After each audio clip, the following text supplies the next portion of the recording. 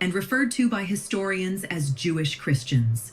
The early gospel message was spread orally, probably in Aramaic, 318, but almost immediately also in Greek, 319. The New Testament's Acts of the Apostles and Epistle to the Galatians record that the first Christian community was centered in Jerusalem, and its leaders included Peter, James, the brother of Jesus, and John the Apostle, 320. After his conversion, Paul the Apostle spread the teachings of Jesus to various non-Jewish communities throughout the Eastern Mediterranean region. Paul's influence on Christian thinking is said to be more significant than that of any other New Testament author. 321. By the end of the first century, Christianity began to be recognized internally and externally as a separate religion from Judaism, which itself was refined and developed further in the centuries after the destruction of the Second Temple. 322. Numerous quotations in the New Testament and other Christian writings of the first centuries indicate that early Christians generally used and revered the Hebrew Bible, the Tanakh, as religious text, mostly in the Greek, Septuagint, or Aramaic, Targum translations. 323. Early Christians wrote many religious works, including the ones included in the canon of the New Testament. The canonical texts, which have become the main sources used by historians to try to understand the historical Jesus and sacred texts within Christianity, were probably written between AD 50 and 120, 324. Historical views. Main articles: Historical Jesus, Quest for the Historical Jesus, and Scholarly Interpretation of Gospel Elements. See also Biblical Criticism. Prior to the Enlightenment, the Gospels were usually regarded as accurate historical accounts. But since then, scholars have emerged who question the reliability of the Gospels and draw a distinction between the Jesus described in the Gospels and the Jesus of history. 325. Since the 18th century, 3 separate scholarly quests for the historical Jesus have taken place, each with distinct characteristics and based on different research criteria, which were often developed during the quest that applied them. 94. 326. While there is widespread scholarly agreement on the existence of Jesus and a basic consensus on the general outline of his life, the portraits of Jesus, constructed by various scholars, often differ from each other and from the image portrayed in the gospel accounts. Approaches to the historical reconstruction of the life of Jesus have varied from the maximalist approaches of the 19th century, in which the gospel accounts were accepted as reliable evidence wherever it is possible, to the minimalist approaches of the early 20th century, where hardly anything about Jesus was accepted as historical. 330. In the 1950s, as the second quest for the historical Jesus gathered pace, the minimalist approaches faded away, and in the 21st century, minimalists such as Price are a small minority. 331. 332. Although a belief in the inerrancy of the Gospels cannot be supported historically, many scholars since the 1980s have held that, beyond the few facts considered to be historically certain, certain other elements of Jesus' life are historically probable. 331.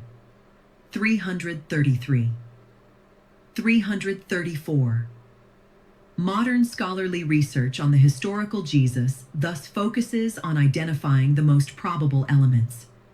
335, 336. Judea and Galilee in the first century. Further information: historical background of the New Testament. Judea, Galilee, and neighboring areas at the time of Jesus.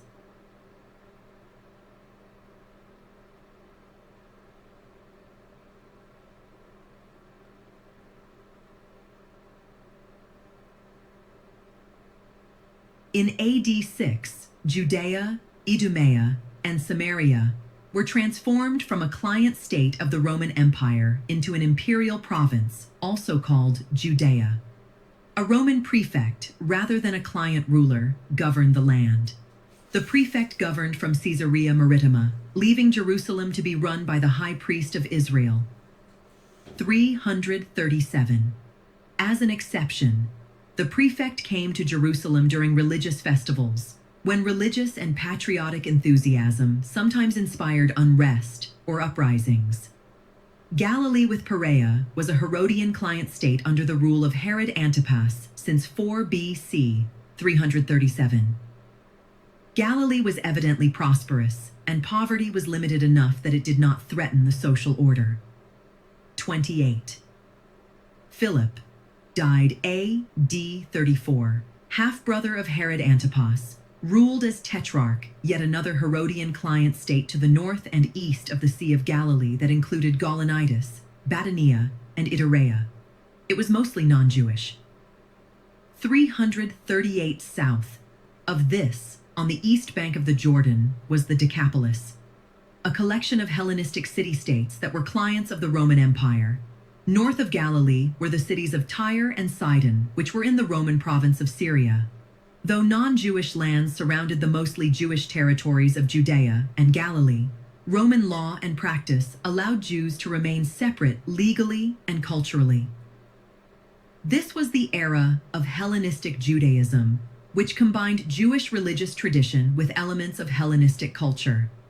Until the fall of the Western Roman Empire and the Muslim conquests of the Eastern Mediterranean, the main centers of Hellenistic Judaism were Alexandria, Egypt, and Antioch, now southern Turkey. The two main Greek colonies of the Middle East and North Africa area, both founded at the end of the 4th century BC in the wake of the conquests of Alexander the Great. Hellenistic Judaism also existed in Jerusalem during the Second Temple period, where there was conflict between Hellenizers and traditionalists, sometimes called Judaizers. The Hebrew Bible was translated from Biblical Hebrew and Biblical Aramaic into Jewish Koine Greek. The Targum translations into Aramaic were also generated during this era, both due to the decline of knowledge of Hebrew. 339. Jews based their faith and religious practice on the Torah, 5 books said to have been given by God to Moses. The 3 prominent religious parties were the Pharisees, the Essenes, and the Sadducees. Together, these parties represented only a small fraction of the population. Most Jews looked forward to a time when God would deliver them from their pagan rulers, possibly through war against the Romans. Sources. Main article. Sources for the historicity of Jesus. See also Josephus on Jesus and Tacitus on Jesus. A 1582 edition of the works of Josephus, a 1st century Roman Jewish historian who referred to Jesus, 340. New Testament scholars face a formidable challenge when they analyze the canonical Gospels. 341. The Gospels are not biographies in the modern sense, and the authors explain Jesus' theological significance and recount his public ministry while omitting many details of his life. James Dunn has argued that the accounts of his teachings and life were initially conserved by oral transmission, which was the source of the written Gospels. The Gospels are commonly seen as literature that is based on oral traditions, Christian preaching, and Old Testament exegesis, with the consensus being that they are a variation of Greco-Roman biography, similar to other ancient works such as Xenophon's Memoirs of Socrates.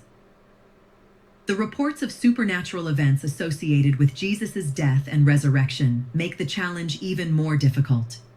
341 scholars regard the Gospels as compromised sources of information because the writers were trying to glorify Jesus.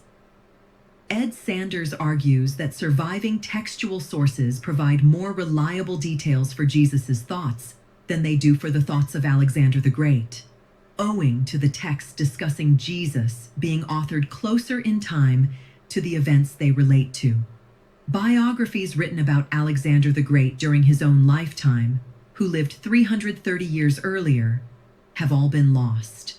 but are known of through references in biographies written by later authors. Although the texts about Jesus contain ideas from both Jesus and his later followers, it is possible to distinguish which parts originate from Jesus' own view and which were ideas from his later followers. Scholars use several criteria, such as the criterion of independent attestation, the criterion of coherence, and the criterion of discontinuity, to judge the historicity of events. 343. The historicity of an event also depends on the reliability of the source. Indeed, the Gospels are not independent nor consistent records of Jesus' life. The Synoptics, especially Mark, the earliest written Gospel, have been considered the most reliable sources of information about Jesus for many decades.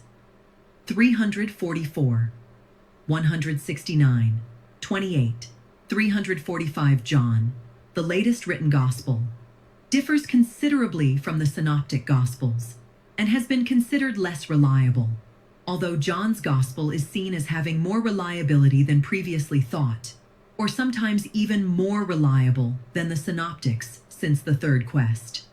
346, 347, 348, 349. Some scholars, such as the Jesus Seminar, believe that the non-canonical Gospel of Thomas might be an independent witness to many of Jesus' parables and aphorisms. For example, Thomas confirms that Jesus blessed the poor and that this saying circulated independently before being combined with similar sayings in the Q source. The majority of scholars are skeptical about this text and believe it should be dated to the 2nd century AD, 351, 352. Other select non-canonical Christian texts may also have value for historical Jesus research. 169. Early non-Christian sources that attest to the historical existence of Jesus include the works of the historians Josephus and Tacitus. Josephus scholar Louis Feldman has stated that few have doubted the genuineness of Josephus's reference to Jesus in Book 20 of the Antiquities of the Jews, and it is disputed only by a small number of scholars. 355, 356. Tacitus referred to Christ and his execution by Pilate in Book 15 of his work Annals. Scholars generally consider Tacitus's reference to the execution of Jesus to be both authentic and of historical value as an independent Roman source. 357. Non-Christian sources are valuable as they show that even neutral or hostile parties never show any doubt that Jesus existed. They present a rough picture of Jesus that is compatible with that found in the Christian sources, that Jesus was a teacher, had a reputation as a miracle worker, had a brother James, and died a violent death.